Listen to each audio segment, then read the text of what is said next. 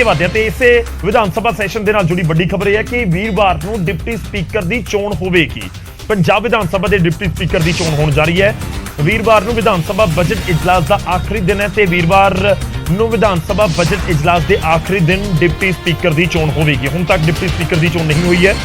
ਰਿਵਾਇਤ ਮੁਤਾਬਕ ਜਿਹੜਾ deputy speaker ਹੈ ਉਹ ਵੀ ਉਸ ਦੀ ਵੀ ਚੋਣ ਹੋਣੀ ਲਾਜ਼ਮੀ ਹੁੰਦੀ ਹੈ। ਤਾਂ ਹੁਣ ਤੁਹਾਨੂੰ ਦੱਸ ਦਈਏ ਕਿ ਬਜਟ ਇਜਲਾਸ ਦੇ ਆਖਰੀ ਦਿਨ ਡਿਪਟੀ ਸਪੀਕਰ ਦੀ ਚੋਣ ਕੀਤੀ ਜਾਵੇਗੀ।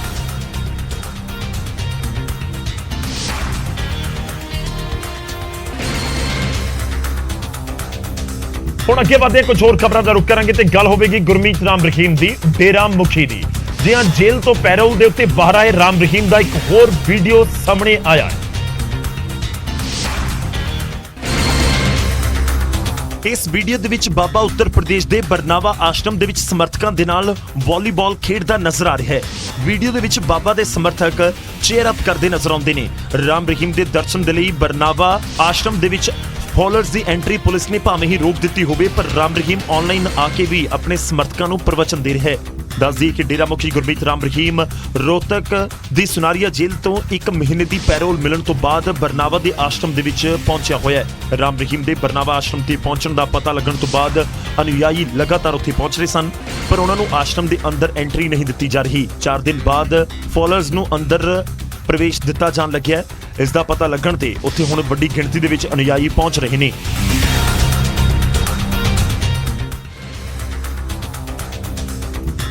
ਤਾਂ ਡੇਰਾ ਮੁਖੀ ਨੂੰ 1 ਮਹੀਨੇ ਦੀ ਪੈਰੋਲ ਮਿਲੀ ਹੋਈ ਹੈ ਤੇ ਇਸ ਨੂੰ ਲੈ ਕੇ ਵਿਰੋਧੀ ਜ਼ਰੂਰ ਸਰਕਾਰ ਦੇ ਉੱਤੇ ਸਵਾਲ ਚੁੱਕ ਰਹੇ ਨੇ, ਪਰ ਇਸ ਸਭ ਦੇ ਵਿਚਾਲੇ ਡੇਰਾ ਮੁਖੀ ਆਨਲਾਈਨ ਯਾਨੀ ਕਿ ਸੋਸ਼ਲ ਮੀਡੀਆ ਦੇ ਜ਼ਰੀਏ ਵੀ ਆਪਣੇ ਫਾਲੋਅਰਸ ਤੱਕ ਹੁਣ ਪਹੁੰਚ ਕਰ ਰਿਹਾ ਹੈ। ਅਗਲੀ ਖਬਰ ਦਾ ਰੁਖ ਕਰਦੇ ਹਾਂ। ਰੋਹਤਕ ਤੋਂ ਖਬਰ ਹੈ, ਰੋਹਤਕ ਦੇ ਸੈਸ਼ਨ ਜੱਜ ਨੂੰ ਈਮੇਲ ਦੇ ਜ਼ਰੀਏ ਜਾਨ ਤੋਂ ਮਾਰਨ ਦੀ ਧਮਕੀ ਦਿੱਤੀ ਗਈ ਹੈ। ਰੋਹਤਕ ਦੇ ਸੈਸ਼ਨ ਜੱਜ ਰਾਕੇਸ਼ ਕੁਮਾਰ ਯਾਦਵ ਦੀ ਆਫੀਸ਼ੀਅਲ ਈਮੇਲ ਦੇ ਉੱਤੇ ਕਿਸੇ ਆਸ਼ੂਤੋਸ਼ ਚੌਧਰੀ ਨਾਮ ਦੇ ਸ਼ਖਸ ਨੇ ਇੱਕ ਧਮਕੀ ਭਰੀ ਈਮੇਲ ਭੇਜੀ ਹੈ। ਇਸ ਮੇਲ ਦੇ ਵਿੱਚ ਜੱਜ ਨੂੰ ਮਾਰਨ ਦੀ ਧਮਕੀ ਦਿੱਤੀ ਗਈ ਹੈ, ਨਾਲ ਹੀ ਇਤਰਾਜ਼ਯੋਗ ਸ਼ਬਦਾਂ ਦਾ ਵੀ ਇਸਤੇਮਾਲ ਕੀਤਾ ਗਿਆ। ਮੇਲ ਦੇ ਵਿੱਚ ਰੋਹਤਕ ਦੀ ਹੀ ਸਨ ਸਿਟੀ ਦਾ ਪਤਾ ਵੀ ਲਿਖਿਆ ਗਿਆ ਹੈ, ਪਰ ਜਦੋਂ ਪੁਲਿਸ ਉੱਥੇ ਪਹੁੰਚੀ ਤਾਂ ਮਕਾਨ ਬੰਦ ਮਿਲਿਆ, ਜੋ ਕਿ ਸ਼ਾਇਦ ਗਲਤ ਪਤਾ ਸੀ। ਧਮਕੀ ਭਰਿਆ ਈਮੇਲ ਭੇਜਣ ਵਾਲੇ ਨੇ ਜੱਜ ਨੂੰ ਕੋਰਟ ਦੇ ਵਿੱਚ ਵੜ ਕੇ ਮਾਰਨ ਦੀ ਧਮਕੀ ਦਿੱਤੀ ਅਤੇ ਨਾਲ ਹੀ ਇਹ ਵੀ ਕਿਹਾ ਕਿ ਉਹ ਇੱਕ दहशतगर्द है। आशुतोष चौधरी नाम का कोई शख्स है जिसने ये मेल डाली है, उसमें ये थ्रेट उन्होंने दी है। तो जो भी मेल में जो कंटेंट्स हैं उसमें थ्रेट का जिक्र है, तो उसके आधार पे भी तफ्तीश कर रहे हैं। तो उम्मीद है जल्दी हम इसका वर्कआउट। ਈਮੇਲ ਤੋਂ ਬਾਅਦ ਤੋਂ ਪੁਲਿਸ ਮਹਿਕਮਾ ਗੰਭੀਰਤਾ ਦੇ ਨਾਲ ਇਸ ਮੁੱਦੇ ਦੀ ਜਾਂਚ ਕਰ ਰਿਹਾ ਹੈ ਅਤੇ ਬਕਾਇਦਾ ਸਾਈਬਰ ਸੈੱਲ ਦੀ ਮਦਦ ਲਈ ਜਾ ਰਹੀ ਹੈ ਕਿ ਕਿਸ IP ਐਡਰੈਸ ਤੋਂ ਇਹ ਮੇਲ ਭੇਜਿਆ ਗਿਆ ਤੇ ਭੇਜਣ ਵਾਲਾ ਕੌਣ ਹੈ, ਇਹ ਪਤਾ ਲਗਾਉਣ ਦੀ ਕੋਸ਼ਿਸ਼ ਜਾਰੀ ਹੈ। ਖੈਰ ਗੰਭੀਰ ਮਸਲਾ ਤਾਂ ਸਾਫ਼ ਤੌਰ ਤੇ ਨਜ਼ਰ ਆਉਂਦਾ ਹੈ ਕਿ ਜੇਕਰ ਕਿਸੇ ਅਦਾਲਤ ਦੇ ਜੱਜ ਨੂੰ ਇਸ ਤਰੀਕੇ ਦੀ ਧਮਕੀ ਦਿੱਤੀ ਜਾਂਦੀ ਹੈ ਫਿਰ ਫਰਕ ਤਾਂ ਪੈਂਦਾ ਹੈ। ਹੁਣ ਖਬਰ ਫਿਰੋਜ਼ਪੁਰ ਤੋਂ। ਫਿਰੋਜ਼ਪੁਰ ਦੇ ਵਿੱਚ BSF ਨੇ ਸਰਹੱਦ ਪਾਰ ਤੋਂ ਆਉਣ ਵਾਲੇ ਡਰੋਨਸ ਦੇ ਖਿਲਾਫ ਇੱਕ ਨਵੀਂ ਮੁਹਿੰਮ ਚਲਾਈ ਹੈ। ਆਮ ਲੋਕਾਂ ਨੂੰ ਵੀ ਇਸ ਦੇ ਵਿੱਚ ਸ਼ਾਮਲ ਕਰਨ ਦੀ ਕੋਸ਼ਿਸ਼ ਕੀਤੀ ਜਾ ਰਹੀ ਹੈ, ਜਿਸ ਦੇ ਵਿੱਚ ਸਰਹੱਦ ਪਾਰ ਤੋਂ ਆਉਣ ਵਾਲੇ ਡਰੋਨਾਂ ਤੇ ਨਜ਼ਰ ਰੱਖਣ ਦੇ ਲਈ BSF ਨੇ ਲੋਕਾਂ ਤੋਂ ਸਹਿਯੋਗ ਮੰਗਿਆ ਹੈ। ਫਿਰੋਜ਼ਪੁਰ ਦੇ ਸਰਹੱਦੀ ਇਲਾਕਿਆਂ ਦੇ ਵਿੱਚ BSF ਨੇ ਲੋਕਾਂ ਦੇ ਨਾਲ ਮੁਲਾਕਾਤ ਕੀਤੀ ਅਤੇ ਕਿਹਾ ਕਿ ਜੇ ਡਰੋਨ ਦੀ ਜਾਣਕਾਰੀ ਜੋ ਦੇਵੇਗਾ ਉਸ ਨੂੰ 1 ਲੱਖ रुपए ਦਾ इनाम ਦਿੱਤਾ ਜਾਵੇਗਾ। ऐसा हमारे हेडक्वार्टर से बताया गया है कि अगर कोई भी गांव वाला ड्रोन पकड़ा देता है तो उसे कैश रिवार्ड भी दिया जाएगा। यहाँ तक कि लाख रुपए तक की बात है कि लाख रुपए तक की कैश रिवार्ड दिया जाएगा। ਸਰਹੱਦ ਪਾਰੋਂ ਡਰੋਨਾਂ ਦੇ ਜ਼ਰੀਏ ਲਗਾਤਾਰ ਨਸ਼ਾ ਅਤੇ ਹਥਿਆਰ ਆਉਣ ਦਾ ਸਿਲਸਿਲਾ ਜਾਰੀ ਹੈ। ਤਾਂ ਅਜਿਹੇ 'ਚ BSF ਦੀ ਇਹ ਮੁਹਿੰਮ ਡਰੋਨ ਦੀ ਗਤੀਵਿਧੀ ਤੇ ਰੋਕ ਲਗਾਉਣ ਦੇ ਲਈ ਕਿੰਨੀ ਕਾਰਗਰ ਸਾਬਤ ਹੋਵੇਗੀ, ਇਹ ਦੇਖਣਾ ਹੋਵੇਗਾ।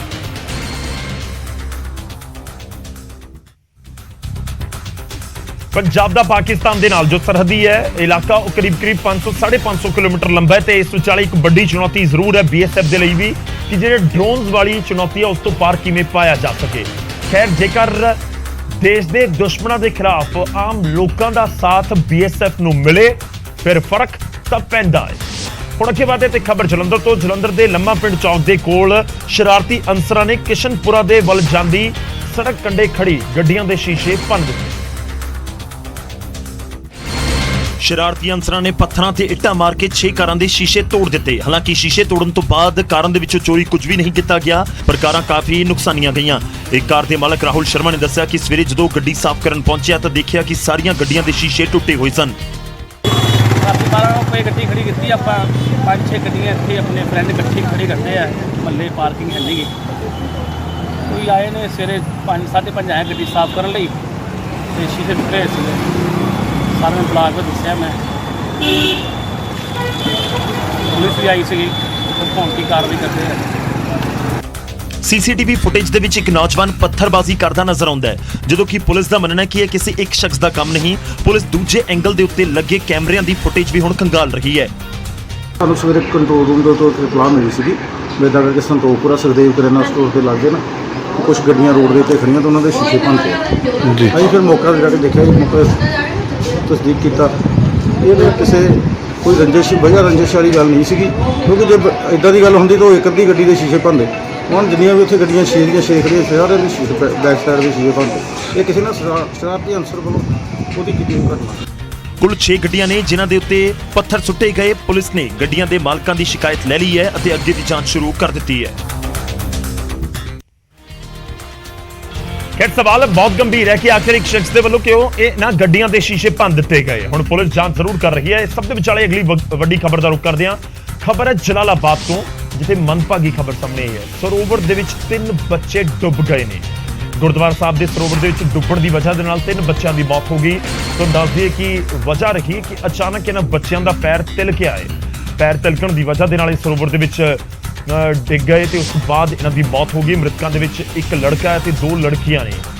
ਮੱਸਿਆ ਦੇ ਮੌਕੇ ਦੇ ਉੱਤੇ ਪਿੰਡ ਸ਼ੇਰ ਮੁਹੰਮਦ ਦੇ ਗੁਰਦੁਆਰਾ ਸਾਹਿਬ ਪਹੁੰਚਿਆ ਸੀ ਪਰਿਵਾਰ ਤੇ ਬੱਚੇ। ਗੁਰਦੁਆਰਾ ਸਾਹਿਬ ਕਿਉਂਕਿ ਗਰਮੀ ਦਾ ਮੌਸਮ ਹੈ ਤਾਂ ਉੱਥੇ ਸਰੋਵਰ ਦੇ ਵਿੱਚ ਪਹੁੰਚ ਗਏ ਤਾਂ ਉੱਥੇ ਸਰੋਵਰ ਦੇ ਅੰਦਰ ਚਲੇ ਗਏ ਤੇ ਪੈਰ ਤਿਲਕਣ ਦੀ ਵਜ੍ਹਾ ਦੇ ਨਾਲ ਤੁਹਾਨੂੰ ਦੱਸ ਦਈਏ ਕਿ ਸਰੋਵਰ ਦੇ ਵਿੱਚ ਫਿਰ ਡੁੱਬ ਗਏ। ਗ੍ਰੰਥੀ ਅਤੇ ਸੇਵਾਦਾਰਾਂ ਨੇ ਰੌਲਾ ਸੁਣਿਆ ਤੇ ਬੱਚਿਆਂ ਨੂੰ ਸਰੋਵਰ ਤੋਂ ਕੱਢ ਕੇ ਹਸਪਤਾਲ ਪਹੁੰਚਾਇਆ ਗਿਆ, ਜਿੱਥੇ ਉਹਨਾਂ ਨੂੰ ਮ੍ਰਿਤਕ ਐਲਾਨ ਦਿੱਤਾ ਗਿਆ। ਦੱਸ ਦਈਏ ਕਿ ਤਿੰਨੇ ਨੇੜਲੇ ਰਿਸ਼ਤੇਦਾਰਾਂ ਦੇ ਬੱਚੇ ਸਨ। ਹਾਦਸੇ ਦੇ ਵਿੱਚ ਮੁੰਡੇ ਅਤੇ ਉਸ ਦੀ ਭੂਆ ਦੀਆਂ 2 ਬੇਟੀਆਂ ਦੀ ਮੌਤ ਹੋਈ।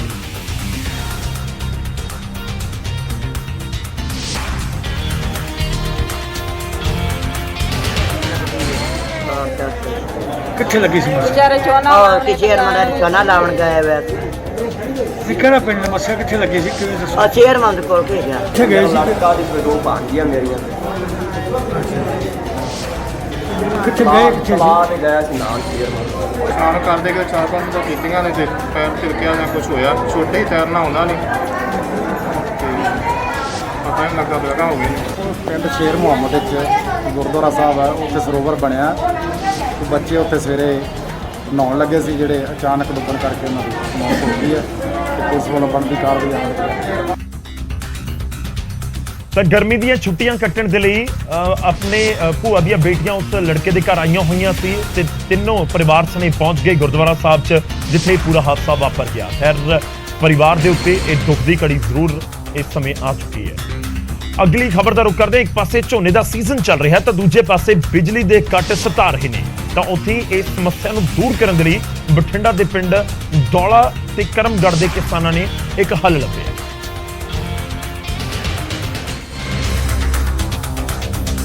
ਇਹ ਮੋਟਰ ਚੱਲ ਰਹੀ ਹੈ। ਇਸ ਮੋਟਰ ਨੂੰ ਬਿਜਲੀ ਦੀ ਜ਼ਰੂਰਤ ਨਹੀਂ, ਸਗੋਂ ਸੂਰਜ ਦੀਆਂ ਕਿਰਨਾਂ ਦੀ ਜ਼ਰੂਰਤ ਹੈ। ਜੀ ਹਾਂ, ਮਤਲਬ ਮੋਟਰ ਸੋਲਰ ਸਿਸਟਮ ਨਾਲ ਚੱਲਦੀ ਹੈ, ਜੋ ਬਠਿੰਡਾ ਦੇ ਕਿਸਾਨਾਂ ਨੇ ਲਗਾਈ ਹੈ। ਕਿਸਾਨਾਂ ਦਾ ਕਹਿਣਾ ਹੈ ਕਿ ਇਸ ਦੇ ਨਾਲ ਸਾਨੂੰ ਬਿਜਲੀ ਦੇ ਕੱਟ ਅਤੇ ਡੀਜ਼ਲ ਦੇ ਵਾਧੂ ਖਰਚਿਆਂ ਤੋਂ ਰਾਹਤ ਮਿਲ ਰਹੀ ਹੈ। ਸੋਲਰ ਆਉਣ ਤੇ ਜੀ ਬਹੁਤ ਸੌਖਾ ਹੋ ਗਿਆ ਜ਼ਿਮੀਂਦਾਰਾਂ ਨੂੰ। ਜੇ ਕਿ ਗਵਰਨਮੈਂਟ ਦੀ ਜਿਹੜੀ ਲਾਈਟ ਬਿਜਲੀ ਆ ਰਹੀ ਸੀ ਉਹ ਕਦੇ ਫਾਲਟ ਪੈ ਜਾਂਦਾ, ਕਦੇ ਕੋਈ ਨੁਕਸ ਰਹਿੰਦਾ, ਕਦੇ ਕੋਲਾ ਨਹੀਂ ਮਿਲਦਾ ਤੇ ਇਸ ਦੇ ਕਾਰਨ ਉਹ ਜ਼ਿਆਦਾਤਰ ਲਾਈਟ ਚੱਲ ਨਹੀਂ ਸਹੀ ਸਕਦੀ ਤੇ ਇਹ ਸੋਲਰ ਆਉਣ ਤੇ ਇਹ 7-8 ਘੰਟੇ ਚੱਲਦੀ ਹੈ ਜੀ, ਸਵੇਰ ਸ਼ਾਮ। ਇਹਨਾਂ ਪਿੰਡਾਂ ਦੇ ਕਿਸਾਨਾਂ ਨੇ ਇਹ ਵੀ ਦੱਸਿਆ ਕਿ ਇਹ ਸੋਲਰ ਸਿਸਟਮ ਦੇ ਲਈ ਸਰਕਾਰ ਦੇ ਵੱਲੋਂ ਇਹਨਾਂ ਨੂੰ ਸਬਸਿਡੀ ਮੁਹੱਈਆ ਕਰਵਾਈ ਗਈ। ਇੱਕ ਸੋਲਰ ਸਿਸਟਮ ਦੀ ਕੀਮਤ ਕਰੀਬ 3 ਲੱਖ ਰੁਪਏ, ਜਿਸ ਦੇ ਵਿੱਚ 1,40,000 ਰੁਪਏ ਦੀ ਸਬਸਿਡੀ ਮਿਲੀ ਹੈ। ਮਹਿੰਗਾ ਤਾਂ ਦੇਖੋ ਜੇ ਕੁਝ ਵੀ ਨਹੀਂ ਕਹਿ ਸਕਦੇ ਆਪਾਂ ਇਹ, ਠੀਕ ਹੈ। ਸਾਂਭ ਸੰਭਾਲੇ ਦੀ ਕੁਝ ਵੀ ਨਹੀਂ ਜੀ। ਮੰਨ ਕੇ ਚੱਲੋ ਵੀ ਜਿਹੜਾ ਆ ਚੀਜ਼ ਹੈ ਇੱਥੇ 8-10 ਦਿਨਾਂ ਤੋਂ ਪਾਣੀ ਦੀਆਂ 10-15 ਬਾਲਟੀਆਂ ਮਾਰ ਦਿੰਦੇ ਅਸੀਂ, ਠੀਕ ਹੈ। ਕੋਈ ਦਿੱਕਤ ਵਾਲੀ ਗੱਲ ਨਹੀਂ ਹੁੰਦਾ ਇੱਥੇ ਲੱਗੀ। ਦੱਸ ਦਈਏ ਕਿ ਝੋਨੇ ਦੀ ਬਿਜਾਈ ਚੱਲ ਰਹੀ ਹੈ ਤੇ ਇਸ ਲਈ ਪਾਣੀ ਦੀ ਜ਼ਰੂਰਤ ਬਹੁਤ ਹੈ, ਪਰ ਬਿਜਲੀ ਦੀ ਕੱਟਾਂ ਦੀ ਵਜ੍ਹਾ ਦੇ ਨਾਲ ਕਈ ਥਾਵਾਂ ਤੇ ਕਿਸਾਨ ਪਰੇਸ਼ਾਨ ਵੀ ਨਜ਼ਰ ਆਏ ਨੇ। खैर ये भी एक तरीका है कि जेकर बिजली की बचत करनी है या फिर जो बिजली नहीं आ रही तो किस तरीके नाल मोटरां चलाइयां जा सकदियां ने। अगली खबर का रुख करते हैं क्योंकि मौसम बदलिया है तो मानसून दस्तक दे रहा है। हुण खास तौर पर हिमाचल के पूरे उत्तर भारत दे विच ते इस चले भारी मींह तो बाद लैंडस्लाइड हुई है। पंचकूला के मोरनी दे विच लैंडस्लाइड हुई है। पहाड़ों तो डिगे ने पत्थर, हालांकि नुकसान तो बचा रहा है। कई घंटे राह बंद होया ते आवाजाही भी प्रभावित हुई, लोगों को परेशानी का सामना करना पिया। मोरनी चंडीगढ़ के नाल लगदा पूरा इलाका है पंचकूला का, और इत्थे वड्डी गिनती दे विच चंडीगढ़ के नेड़े इलाके तो भी लोग जाते हैं। तो इस विचाले क्योंकि लैंडस्लाइड होया तो उस तो बाद जिहड़े पत्थर उत्थे डिगदे हुए नजर आए, जिसकी वजह दे नाल राह बंद हो गया। खैर बारिशां दे मौसम दे विच इस तरीके दीयां घटनावां ते खबरां लगातार सामने आउंदियां।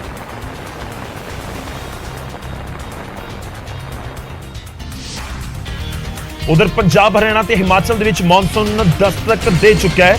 सवेर तो ही मॉनसून की बौछारां शुरू हो गई।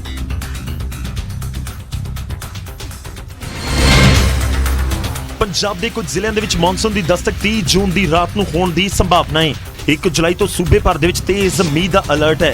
उधर चंडीगढ़ दे विच सवेर तो ही मौसम का मिजाज बदल गया। सवेरे सवेरे हुई तेज बरसात नाल लोगों को गर्मी तो काफ़ी राहत मिली। मौसम विभाग के मुताबिक अगे कुछ दिन मौसम इस तरह ही मेहरबान रहने वाला है। जो मानसून है आज वो हिमाचल प्रदेश के बहुत सारे इलाकों में जो ऑलरेडी प्रवेश कर गया है, तो इसका जो कंडीशन है आगे मानसून को एडवांस होने की वो काफ़ी मतलब फेवर में चल रही हैं, जिसमें जो मानसून है अगले जो 1 या 2 दिन में ही अगले एक तरह कह सकते हैं 48 घंटों में के अंदर जो है वो पंजाब और हरियाणा में भी आ सकता है। उधर हिमाचल की राजधानी शिमला दे विच भी मानसून का पहला मींह पिया ते दिन दे विच ही धुंध दे चलदे हनेरा छा गया। गड्डी चालकां नूं दिन दे विच गड्डियां दी हैडलाइट जगाउणी पई। शिमला दे विच मींह तो बाद तापमान दे विच भी काफ़ी गिरावट दर्ज की गई है।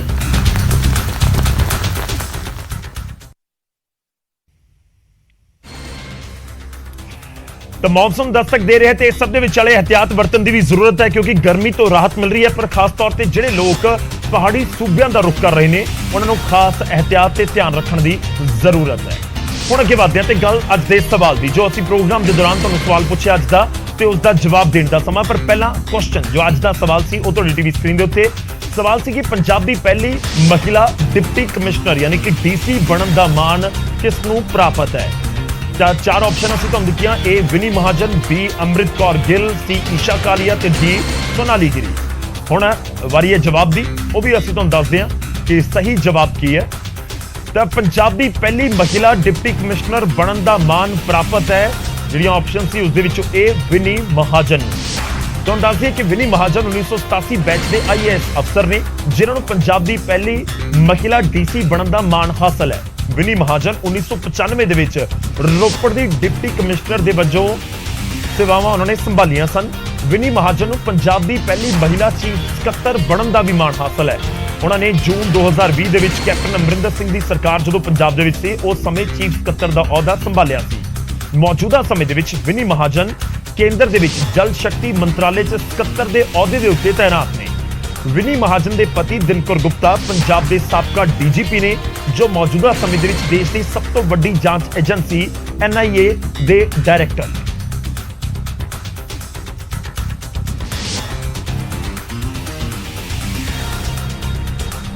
ते हुण गल 29 जून के इतिहास की भी, ये भी असीं कोशिश करते हैं कि हर दिन का इतिहास भी तुहाडे तक जिहड़े दिलचस्प रोचक तत्थ ने और इतिहास नाल जुड़े हुए हैं वो भी तुहानूं दस सकीए। 29 जून का इतिहास की है वो भी तुहाडी टीवी स्क्रीन के उत्ते। 29 जून का इतिहास ये है कि 2007 दे विच पहला आईफोन लॉन्च किया गया सी। मैं पूरी जानकारी तुहानूं दवां। 2007 दे विच पहला आईफोन लॉन्च होया ते 2 वेरिएंट सी उसदे, 4 GB वाला ते 8 GB वाला। जो 4 GB का रेट सी उसी $499 $499, जो कि उस समय के डॉलर के रेट के मुताबिक उस समय 40-41 रुपए डॉलर का रेट सी, 20,254 रुपए बनता है। जे अज के डॉलर के रेट के हिसाब नाल देखा जाए तो 39,401 रुपए बनते हैं। ते 8 GB वाला पहला आईफोन $599 का सी, यानी उस समय के डॉलर के हिसाब के नाल 24,313 रुपए का। यह भी तुहानूं दस दिए कि हुण तक एप्पल आईफोन 13 तक अपने मॉडल लॉन्च कर चुका है। ਤੇ ਜਿਹੜਾ ਲੇਟੈਸਟ ਮਾਡਲ ਹੈ ਉਹ ਆਈਫੋਨ 13 ਹੈ। ਆਈਫੋਨ 13 Pro Max ਦੇ ਇੱਕ TB ਵਾਲਾ ਵੇਰੀएंट जो है उसकी कीमत करीब 1,80,000 रुपए।